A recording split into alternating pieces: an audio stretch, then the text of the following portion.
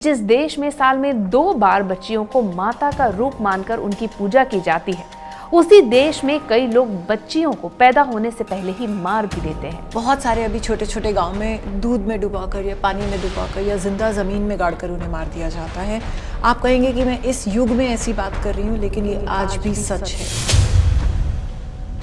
अब पहले से ये आंकड़े कम जरूर हुए हैं, लेकिन निश्चित रूप से ये आंकड़े हमको डराने वाले हैं। एक सर्वे में आया है कि हरियाणा के 22 जिलों में 1000 से ज्यादा भ्रूण हत्याएं हुई हैं। ऐसी स्थितियां हमारे सामने आती रहेंगी या आज भी आ रही हैं, तो ये हमारे समाज के लिए, हमारे कानून के लिए बहुत शर्मनाक है। सर, कानून तो है, ये अपराध भी है, इसमें जुर्माना भी है, इसमें जेल भी है, तो क्या कानून कड़ा नहीं है या फिर उसका पालन नहीं हो रहा? अगर महिलाएं आर्थिक रूप से आत्मनिर्भर होंगी तो निश्चित रूप से समाज में होने वाले इस तरह के अपराधों पे अंकुश लगेगा। बेटी बचाओ और बेटी पढ़ाओ की जहां हम बात करते हैं, हम बेटियों को अभी बचा भी नहीं पा रहे हैं, तो पढ़ाएंगे कहां से? लड़कियां बोझ हैं, आज की डेट में ये सत्य नहीं है। कोख में मारना जो है वो एक डर है कि मेरी बेटी के साथ कुछ गलत हो जाएगा, मेरी बेटी अकेली शाम को घर आएगी तो क्या होगा। ये डर जब तक नहीं खत्म होगा तब तक ये अपराध नहीं खत्म होगा।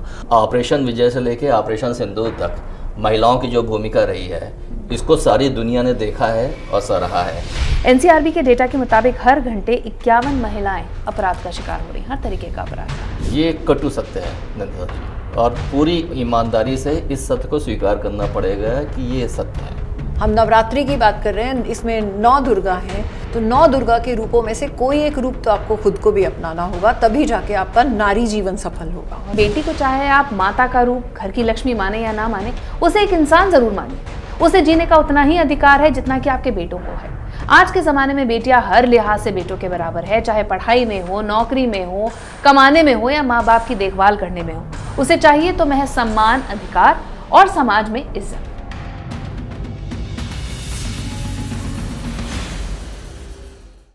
नवरात्र चल रहे हैं। 9 दिन माता के 9 अलग अलग रूपों की पूजा की जाती है।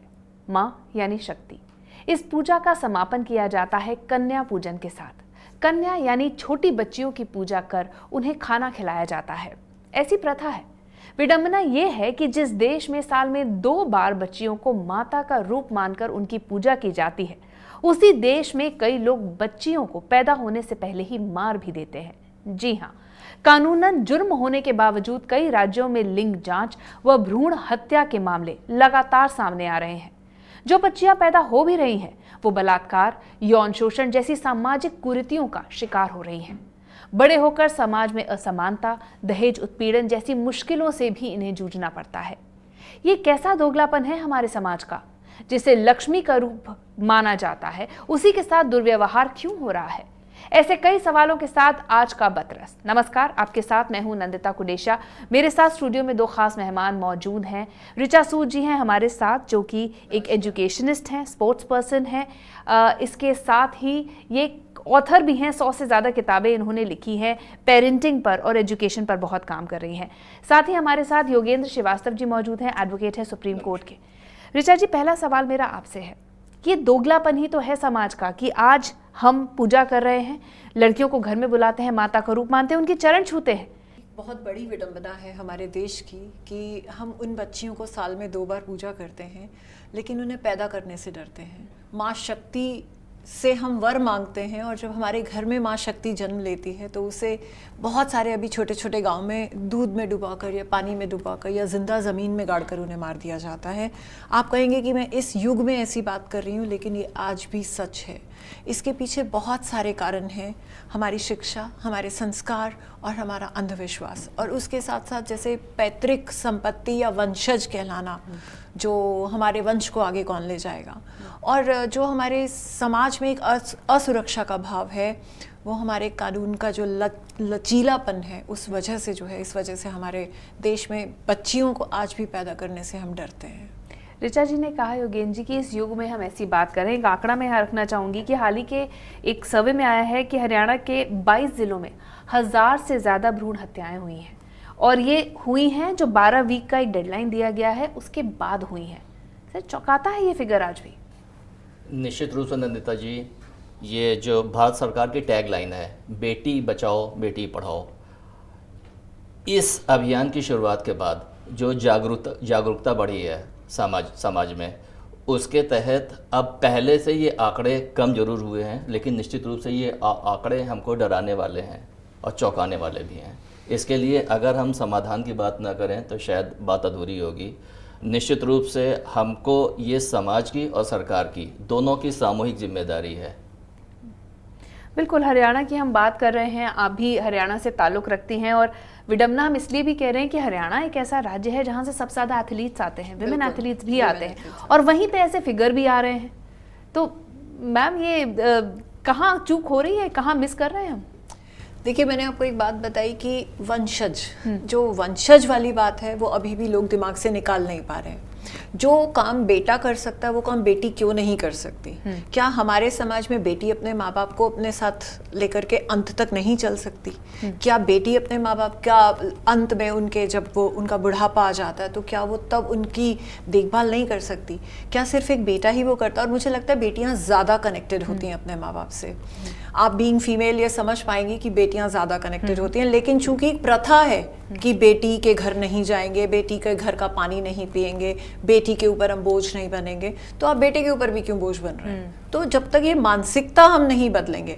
हरियाणा की बात करें तो एक बहुत साल पहले मैंने सुना था कि वहाँ पे उस गांव में लड़के जो हैं खास तौर पे, वो काफ़ी उम्र के हो चुके हैं, 40-45, लेकिन उन्हें लड़कियां नहीं मिल रही शादी के लिए। एक तो वहाँ पर लड़कियों की जो रेशो है, बर्थ रेशो है, वो कम हो गई, प्लस उस गाँव में कोई लड़की नहीं देना चाहता। तो अगर ऐसी स्थितियां हमारे सामने आती रहेंगी या आज भी आ रही हैं तो ये हमारे समाज के लिए, हमारे कानून के लिए बहुत शर्मनाक है। बेटी बचाओ और बेटी पढ़ाओ की जहां हम बात करते हैं, हम बेटियों को अभी बचा भी नहीं पा रहे हैं, तो पढ़ाएंगे कहाँ से? अभी दोनों बातों में बहुत एक लंबी दूरी है, एक बहुत लंबा रास्ता अभी भी तय करना हमें ज़रूरी है। बिल्कुल, यू कैन सी, लड़की को लक्ष्मी का रूप कहा जाता है, घर में लक्ष्मी आई है।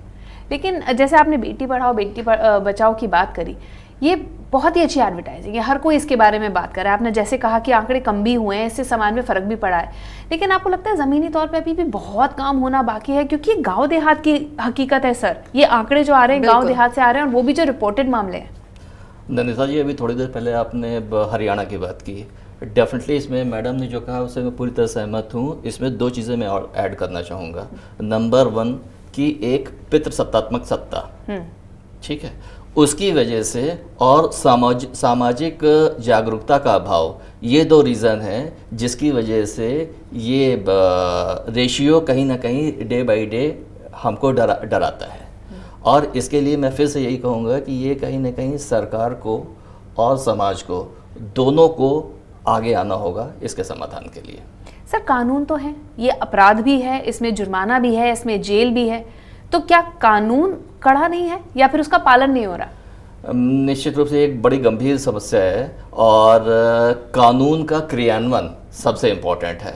अब देखिए, अगर हम चर्चा करें निर्भया कांड के बाद, तो उसके बाद सरकार ने जो कानून बनाए हैं उसका अगर प्रॉपर जो है क्रियान्वयन हो जाए तो आई गेस कि इस समस्या का काफ़ी हद तक अंकुश लगाया जा सकता है।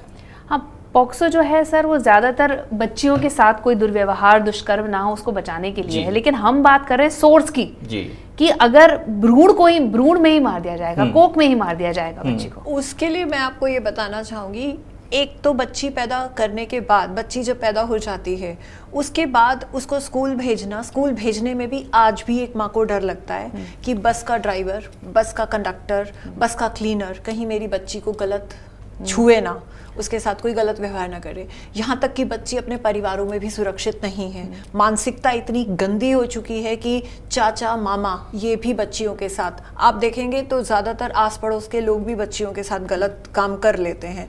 कानून है लेकिन कानून ज़मीन पर नहीं है। कानून अभी वो किताबों तक ही सीमित है या कानून बनाने वालों के पास तक ही सीमित है। ज़मीन पर जिस दिन कानून उतर आया और कानून जब हमारी शिक्षा में आ गया, अगर मैं तो कई बार ये अपील कर चुकी हूँ बहुत सारे टीवी चैनल्स के थ्रू भी कि क्लास 6 ऑनवर्ड्स अगर हम छोटे छोटे कानूनी जो पेचीदा बातें हैं और किस अपराध की क्या सज़ा है। अगर हम क्लास 6 ऑनवर्ड स्कूल्स में पढ़ाना शुरू कर देंगे तो ये अपराध कम होना शुरू हो जाएगा। हो सकता है आज आपके द्वारा मेरी आवाज़ कहीं दूर तक पहुंच जाए कि अगर हम क्लास 6 ऑनवर्ड्स कानून की छोटी छोटी बातें कि इस अपराध की ये सज़ा है, इस अपराध की ये सज़ा है, कहीं हमारी सिविक्स में ये पढ़ाना शुरू कर दें तो शायद ये अपराध कम हो और मानसिकता बदले।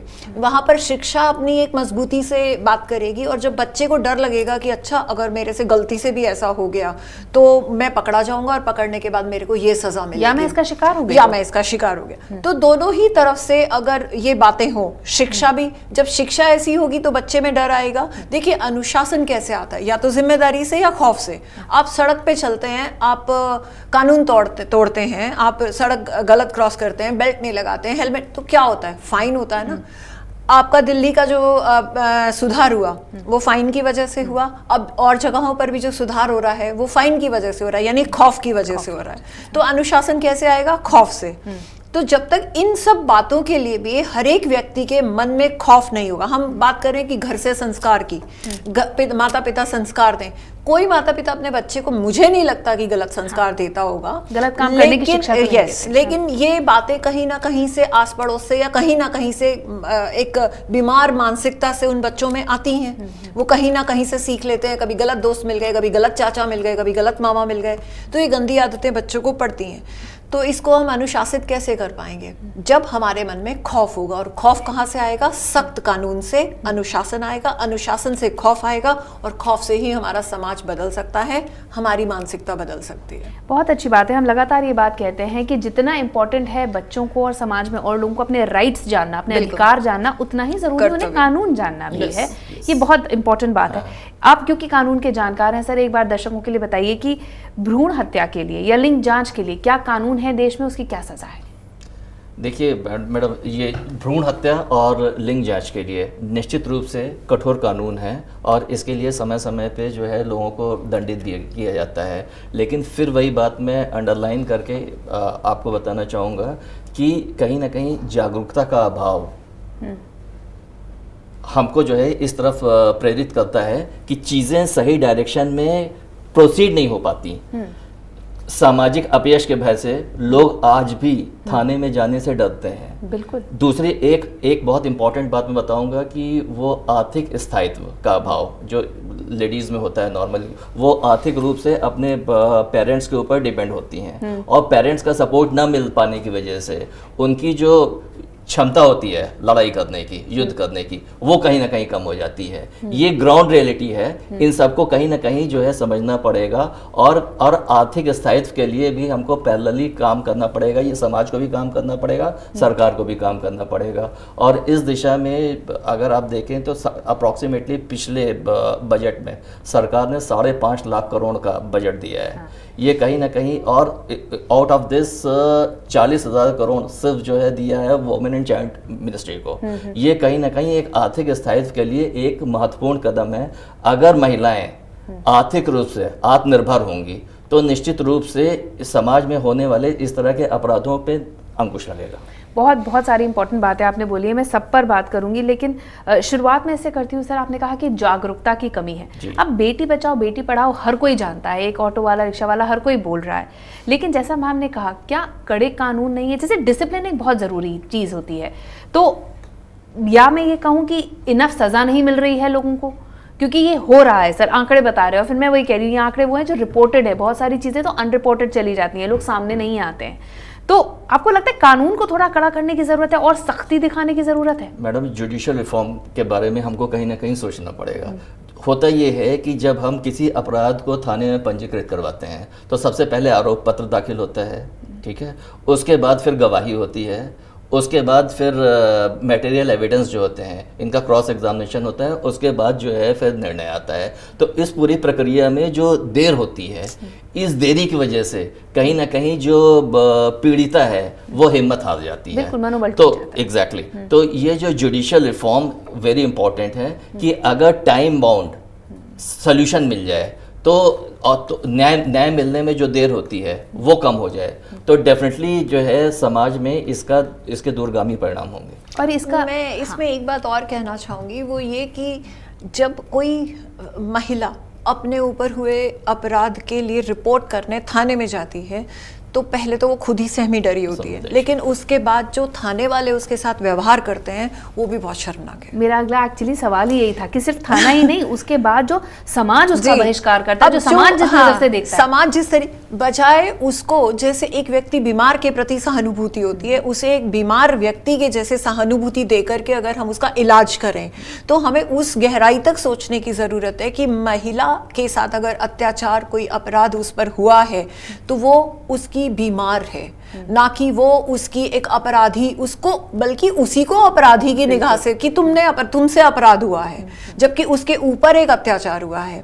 तो जो वो पीड़ा सह रही है उस पीड़ा को कम करने की बजाय लोग अपनी दृष्टि से, अपनी बातों से उसकी पीड़ा को बढ़ा देते हैं। सबसे पहले महिला वहां हिम्मत हारती है। आप पुलिस थाने में जाकर अगर शिकायत करके देखेंगे महिला होते हुए, तो पहली बात तो आपकी सुनवाई में भी सबसे ज्यादा देरी होगी। फिर आपको ऐसी महिलाओं के पास भेज दिया जाएगा जो पुलिस कांस्टेबल हैं, आप वहां लिख करके दे दीजिए, चलिए आपने वहां लिख करके दे दिया, आप रोते धोते आप पीड़ा में हैं। वहां पर आपकी संवेदनहीनता, पुलिस की संवेदनहीनता जो है वो हमें नजर आती है साफ। क्योंकि मैं महिला थाने में भी जाती हूँ, मैं महिलाओं को मदद भी करती हूँ, समाज सेवा के तौर पे महिलाओं के साथ भी जाती हूँ, लेकिन एक रिपोर्ट दर्ज कराने के लिए भी हमारे को बहुत लड़ाई करनी पड़ती है। फिर जब यहाँ पुलिस थाने के बाद की बात करिए, इसके बाद आप कोर्ट तक जाने में ही 6 महीने 8 महीने का वक्त लग जाता है।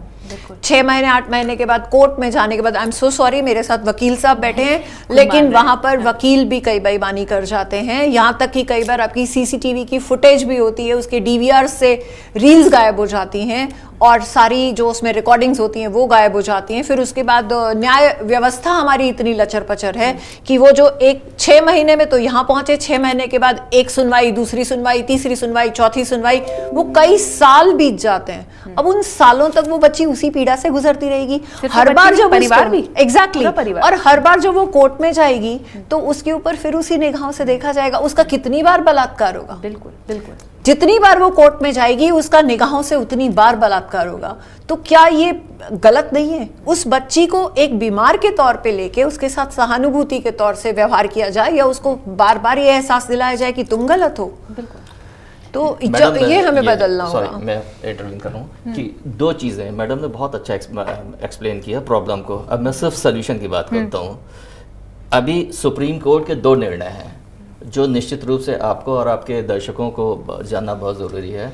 नंबर 1 कि sexual harassment at work place, Vishakha बनाम राजस्थान राज्य, इसमें सुप्रीम कोर्ट ने निर्धारित किया है कि अगर वर्क प्लेस पे किसी महिला का यौन उत्पीड़न होता है तो उसके लिए पुलिस कर्मियों को FIR दर्ज करना मैंडेटरी है, कंपलसरी है, और इस पर सख्त सजा का भी प्रावधान है।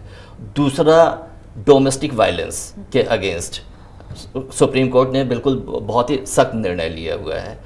तीसरी चीज़ बहुत इंपॉर्टेंट मैं अंडरलाइन करके बता रहा हूँ कि जैसे कि मैडम ने बताया अभी थोड़ी देर कि महिलाओं के साथ पुलिस वाले संवेदनशील नहीं होते हैं, तो इसके लिए भी सुप्रीम कोर्ट ने बहुत सख्त रुख अपनाया है। जैसे ही कोई महिला पुलिस में जाती है, डोमेस्टिक वायलेंस की शिकायत करती है, तो इमीडिएटली पुलिस के लिए मैंडेटरी है कि एक प्रोटेक्शन ऑफिसर इमीडिएटली अपॉइंट करें। वो इस बात को इंश्योर करेगा कि इस तरह के अपराध दोबारा ना हो, फर्दर इन्वेस्टिगेशन चलेंगे और FIR होने के बीच में भी किसी तरह का कोई दुर्व्यवहार ना हो उस महिला के साथ, ये इंश्योर करना प्रोटेक्शन ऑफिसर की जिम्मेदारी है। तो ये सब कानून है, कानून है, कानून लेकिन है, ये जमीनी तौर पे किताबों में है। हाँ। आपके मान लीजिए आपका यहाँ पर एक राउंड टेबल कॉन्फ्रेंस हो रहा है, वो कॉन्फ्रेंस में वो कानून डिस्कस होगा, थाने में होगा, सारे बड़े अधिकारी बैठेंगे, आपके जिला अधिकारी बैठेंगे, सब बैठेंगे, कानून है, लेकिन हकीकत कुछ और है। कानून जब हकीकत में आ जाएगा ना, हाँ। कानून से किताबों से निकलकर बाहर जब जमीन पे चलने लगेगा तब इन समस्याओं का हल होगा। और ये बहुत सारी चीजें इंटरलिंक्ड हैं, क्योंकि हम सामाजिक ताने बाने की बात कर रहे हैं यहाँ पर। तो भाई जनसंख्या भी हमें अपने देश की कंट्रोल करनी बिल्कुल। है, पर हमें बेटा भी चाहिए। बिल्कुल। तो हम कब इस चीज से निकलेंगे मैम? आप इतनी सोसाइटी में इतने लोगों के संग काम करती हैं, जमीनी स्तर पर जुड़ी हुई हैं, बेटा ही नाम आगे लेके जाएगा या बेटा ही बुढ़ापे का सहारा बनेगा? अब निकल जाना चाहिए इस चीज से बाहर। बिल्कुल। ये गांव तक कैसे पहुंचाया जाए कि अगर आप पढ़ा के अपनी बेटी को भी सशक्त कर देते हैं तो वो भी आपका परिवार चला सकती है, उसको कोख में ही मारने की जरूरत नहीं है। ये कैसे पहुंचे? देखिए, कोख में मारना जो है वो एक डर है कि मेरी बेटी के साथ कुछ गलत हो जाएगा, मेरी बेटी अकेली शाम को घर आएगी तो क्या होगा। ये डर जब तक नहीं खत्म होगा तब तक ये अपराध नहीं खत्म होगा। और बेटे की जहाँ तक बात है, मैं ऐसे उदाहरण अब दिखा भी सकती हूँ, समाज में हैं जहाँ बेटियाँ भी अपने माँ बाप की देखभाल कर रही हैं, लेकिन उनकी रेशो 0.1% या 0.2% होगी। जो गांव की आप बात कर रही हैं कि कैसे जागरूकता फैलाई जाए, उसके लिए भी बहुत सारे कार्यक्रम होते हैं, बहुत सारी एनजीओज को जोड़ा जाता है, बहुत सारी सामाजिक संस्थाओं को जोड़ा जाता है। लेकिन अगर आप सरकारी प्रशासनिक कामों को देखेंगे तो वही संस्थाएं, वही एनजीओज, वही चेहरे, वही यहाँ भी मिलेंगे, वो यहाँ भी मिलेंगे, वो यहाँ भी मिलेंगे। वो अंधा बांटे रेवड़ी फिर अपनों को दे, वो भी एक कागजी कार्रवाई तक होकर के वो जागरूकता अभियान भी सिर्फ वो अंधों की रेवड़ी के जैसे ही होकर के रह जाते हैं, क्योंकि रेवड़ियां भी कई प्रकार की होती हैं। हाँ।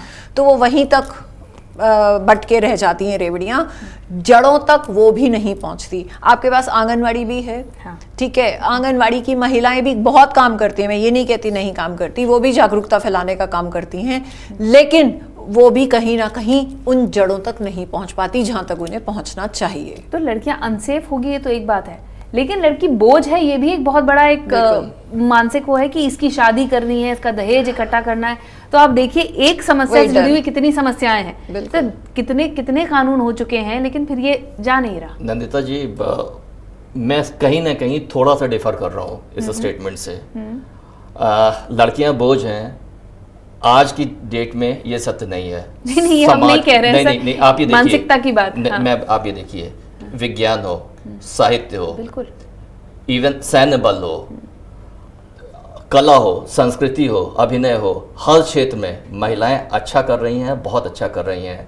ऑपरेशन विजय से लेके ऑपरेशन सिंदूर तक महिलाओं की जो भूमिका रही है, इसको सारी दुनिया ने देखा है और सराहा है।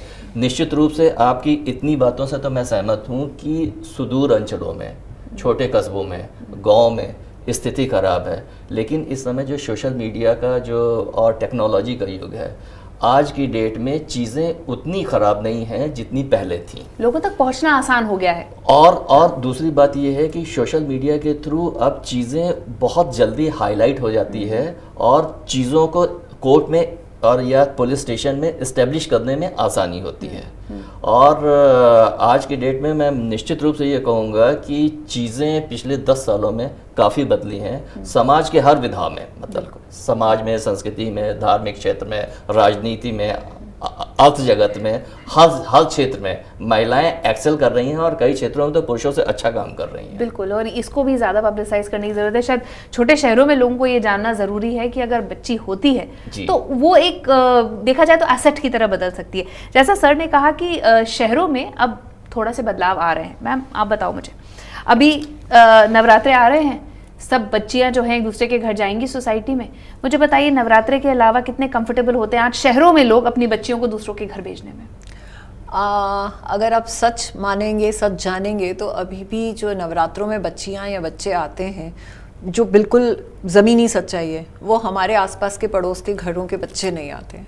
वो हमारी काम वाली बाइयों के, या जो हमारे घरों के पीछे कहीं दूर छोटे गांव या जहाँ पर काम वालियाँ मतलब मेड्स रहती हैं, मेड्स का एक बस्ती है, इलाका है, वहाँ से वो बच्चे झुंड बना करके आते हैं और वो लेकर के चले जाते हैं।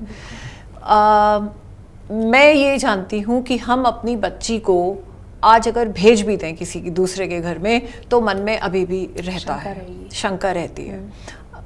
बीइंग मदर भी आप अगर सोच के देखेंगे तो आप बहुत एडवांस्ड हैं, सब सारी बातें हैं, लेकिन अंत में एक छोटा सा डर आज भी है। वो डर तभी खत्म होगा जब हमारी मानसिकता बदलेगी, हमारी सामाजिक सोच बदलेगी और उसके साथ साथ कानून सख्त होगा। वो डर अभी भी है कि मेरी बच्ची बड़ी होगी तो पता नहीं इसकी शादी कैसे होगी। हालांकि आजकल बहुत सारे शहरों में तो बच्चे शादी ही नहीं कर रहे हैं। लड़के लड़कियां अब शादी से इनकार कर रहे हैं कि कौन जिम्मेदारी उठाएगा, अलग चेंज एक अलग चेंज आ रहा है। लेकिन फिर भी अंत में शादी तो ज़्यादातर लोगों को करनी है। ठीक है, 10% लोग शादी नहीं करेंगे, लेकिन बाकी 90% लोग तो शादी करेंगे। तो वो 90% शादी में भी माँ बाप को ये लगता है, देखिए आज की तारीख में भी लड़की वाले से, मतलब बहुत सारे हमारे, मैं पर्टिकुलरली उस जाति का नाम नहीं लूंगी, जहाँ पर तय होता है कि मेरे लड़के का मोल तो जी 1 करोड़ है, 1.5 करोड़ है, आप दोगे तो ब्याहेंगे। चाहे लड़की लड़के से 10 गुना ज्यादा सुंदर हो, पढ़ी लिखी हो, लेकिन जी उनका तो लड़का है। ये पर्टिकुलर, हाँ, ये जाति मतलब एक पर्टिकुलर वर्ग है जहां पर ये आज भी है, और ये उनका स्टेटस सिंबल है। तो जिसके घर में लड़की होगी वो तो कहेगा भैया मुझे तो अभी इसके 1.5 करोड़ जोड़ के रखने हैं, मुझे तो इसके 2 करोड़ जोड़ के रखने हैं, और जब तक 20 साल और बीत जाएंगे तो 1 करोड़ के वो 100 करोड़ हो जाएंगे। वो ये नहीं सोचते हैं कि इस बीच में अगर लड़की को कुछ पढ़ा लिखा के बना दिया, हाँ, तो कहीं ना कहीं वो एक एसेट बन सकती है। लेकिन समाज का सच में ताना बाना ऐसा है। एक और डेटा सर आपसे शेयर करूंगी मैं, योगेन जी। एनसीआरबी के डेटा के मुताबिक हर घंटे 51 महिलाएं अपराध का शिकार हो रही, हर तरीके का अपराध का। तो क्या समाज असंवेदनशील है, या मैं फिर कहूंगी कानून लेचीला है? ये कटु सत्य है नंदिता जी, और पूरी ईमानदारी से इस सत्य को स्वीकार करना पड़ेगा कि ये सत्य है। और इसमें स्थिति और भयावह है कि बहुत सारे घटनाएं तो ऐसी होती हैं नंदिता जी जो कि रिपोर्टेड ही नहीं होती। एक आंकड़े के अनुसार कि जितनी घटनाएं घटती हैं उसमें से 50% घटनाएं ऐसी हैं जो थाने तक पहुंच ही नहीं पाती हैं, जो कहीं ना कहीं घर परिवार में, समाज में, पंचायतों के द्वारा जो है दबा दी जाती हैं कि बदनामी होगी, क्या करना है तुमको, दूसरे घर जाना है ना, इस तरह की चीज़ें सामने आएंगी। और कहीं ना कहीं अब समस्या के अलावा मैं सल्यूशन की भी बात करूंगा कि सिर्फ और सिर्फ आर्थिक स्थायित्व, शिक्षा और संवेदनशीलता, यही 3 माध्यम ऐसे हैं जिससे कि इस तरह की घटनाओं पे कहीं ना कहीं अंकुश लगाया जा सकता है। चीज़ें जितनी भयावह थी उतनी भयावह आज की डेट में नहीं है, लेकिन जो है चीज़ें रिपोर्टेड ज़्यादा हो रही हैं। एनसीआरबी के आंकड़े देखिए या दूसरी चीज़ें देखिए, इसके पीछे कहीं ना कहीं हम इस तथ्य को भी जो है जिम्मेदारी से कह सकते हैं कि सरकार की जो गाइडलाइन है, हेल्पलाइन है 1081 100, इसकी वजह से चीज़ें रिपोर्टेड ज़्यादा हो रही हैं पहले की तुलना में। पहले इतना रिपोर्टेड नहीं होती थी, अब तो इमीडिएटली आपने 100 डायल किया, पुलिस आ गई आपके गेट पे। तो आप ये कह रहे हैं कि आंकड़े बढ़ रहे हैं, इसका ये मतलब नहीं कि अपराध बढ़ रहा है, रिपोर्टिंग ज्यादा हो रही है। या हमारी जिम्मेदारी बनती है कि फिर हम इसको एक सोल्यूशन तक लेके जाएं, exactly. न्याय दिलाएं, वरना ये भी कम हो जाएंगे जी। क्योंकि हमें न्याय डिलेड है। न्याय अगर टाइम से हो जाए तो भी लोगों में डर आएगा, और सजा जल्दी मिल जाए तो भी डर आए। अगर आप निर्भया की ही बात करें, कितने साल लगे, सही बात है, क्या वो जायज है? उतने चीज में जो उस केस के डिल्यूशन हो गया, जो उसका एक इमोशन था, जो एक फील था, एक जज्बा था, वो कितना डिल्यूट हो गया, वो गुस्सा कितना ठंडा। जो लोगों ने उस समय आंदोलन किए थे, क्या वो उस दिन न्याय सुनने के लिए बैठे भी होंगे? उनमें से आधे भी नहीं होंगे। जिन्होंने कैंडल मार्च किए थे, जिन्होंने उस चीज को चिंगारी दी थी, धुआं दिया था, सब किया था, क्या वो उस दिन आए होंगे जिस दिन ये न्याय हुआ था? तो न्याय की जो देरी है ना, अगर न्याय में देरी है तो मतलब न्याय नहीं हुआ। Justice delayed is justice denied. तो क्योंकि आप बहुत सारे यंग बच्चों के संग भी काम करती हैं, स्कूल्स में काम करती हैं, पेरेंट्स के संग काम करती हैं, लाइक वी से कि इंडिया एक बहुत ही यंग नेशन है, तो यहाँ पर आई थिंक हमें आने वाली जनरेशन को शायद ये समझाना पड़ेगा, और ये बदलाव तब धीरे धीरे आएगा, क्योंकि एक पीढ़ी जो अब तक चली आ रही है, कितनी भी जागरूकता ले आए सर, मानसिकता नहीं बदलती, वो पेट्रियार्कल सोसाइटी ही रहेगी। आपकी बेटी कितना भी अच्छा काम कर रही हो, लेकिन कहीं ना कहीं घर आके उसी को सबको पानी पूछना, ये एक मानसिकता सी बनी हुई है। So it's very important to educate the next generation. ये कितना बिलीव करते हैं? देखिए, ये एक बहुत बेसिक लाइफ स्किल है। अगर हम बात करें एजुकेशन के पॉइंट ऑफ व्यू से, तो जो बेसिक लाइफ स्किल है उसे हमें थोड़ा सा कैसे चेंज करना है कि हमें लड़के को लड़की की तरह से बड़ा करना है और लड़की को लड़के की तरह से बड़ा करना है। जो काम आज तक हम लड़के को लिबर्टीज़ देते आए हैं, वो लिबर्टीज़ हमें लड़की को भी देनी है। घर में बाहर की सुरक्षा को मैं अभी भी नहीं उतना कहूँगी, लेकिन जब हम एक लड़के को लड़की की ज़िंदगी का एहसास घर में ही करा देंगे कि देख बेटा, तेरी बहन घर आके भी काम कर देती है, जाने से स्कूल जाने से पहले भी कर देती है, और स्कूल से या कॉलेज से आने के बाद भी कर देती है, कपड़े भी संभाल देती है, किचन भी संभाल देती है। हालांकि आजकल बच्चियां भी इनसे बच रही हैं, लेकिन फिर भी जिस समाज में भी अभी ये हो रहा है कि नहीं बेटा तो घर आके पैर पसार के बैठेगा और बेटी जो है काम करेगी, और यही मानसिकता शादी के बाद भी जाती है कि पति आए, आप देखिए हस्बैंड वाइफ दोनों एक ही कार से घर वापस आ रहे हैं, और कई बार तो आजकल फीमेल्स भी ड्राइव करके घर आती हैं, ठीक है, लेकिन हस्बैंड आके बैठ जाएंगे या तो टीवी के आगे या सोफे पे या XYZ बेड पे लेट जाएंगे, लेकिन वाइफ जो है वो सीधे ही किचन में जाएगी। क्या ये दोनों की जिम्मेदारी नहीं होनी चाहिए?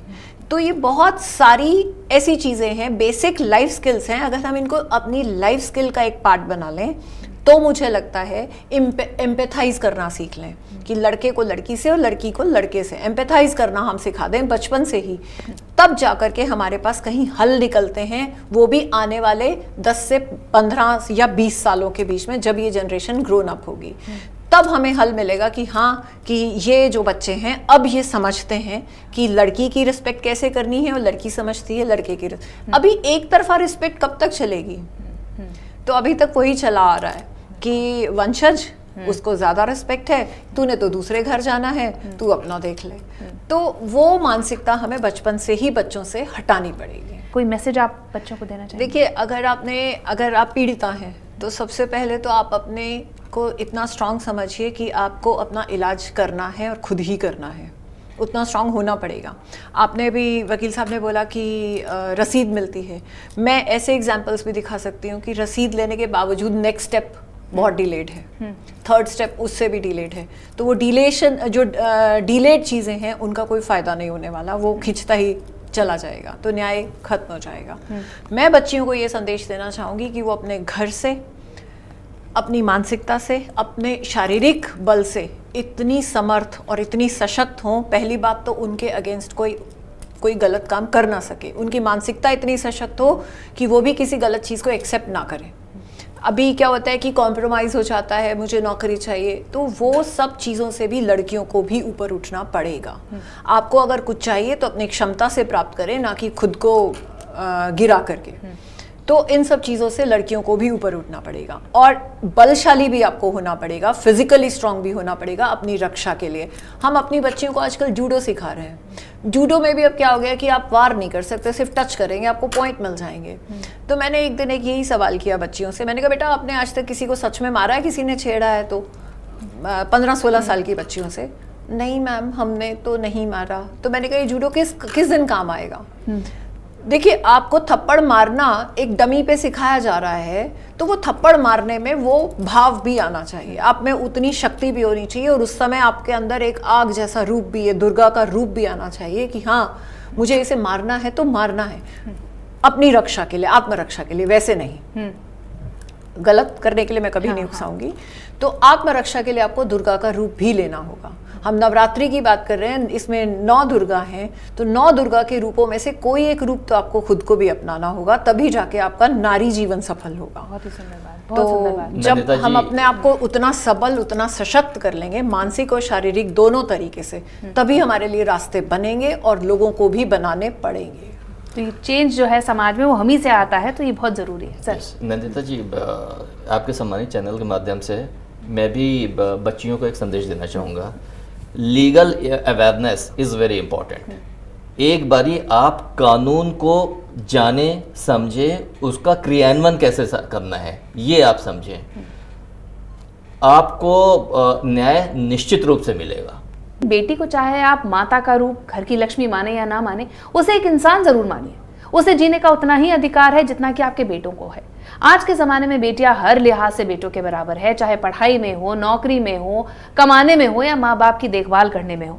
उसे चाहिए तो महज सम्मान, अधिकार और समाज में इज्जत। जिस दिन हम जमीनी तौर पे अपनी बच्चियों को और महिलाओं को सम्मान देना शुरू कर देंगे, समाज में बदलाव खुद ब खुद आ जाएगा। बहुत बहुत शुक्रिया आप दोनों का आज के डिस्कशन में जुड़ने के लिए। Thank you so much. आपका भी बहुत बहुत शुक्रिया आज का बतरस देखने के लिए। नमस्कार।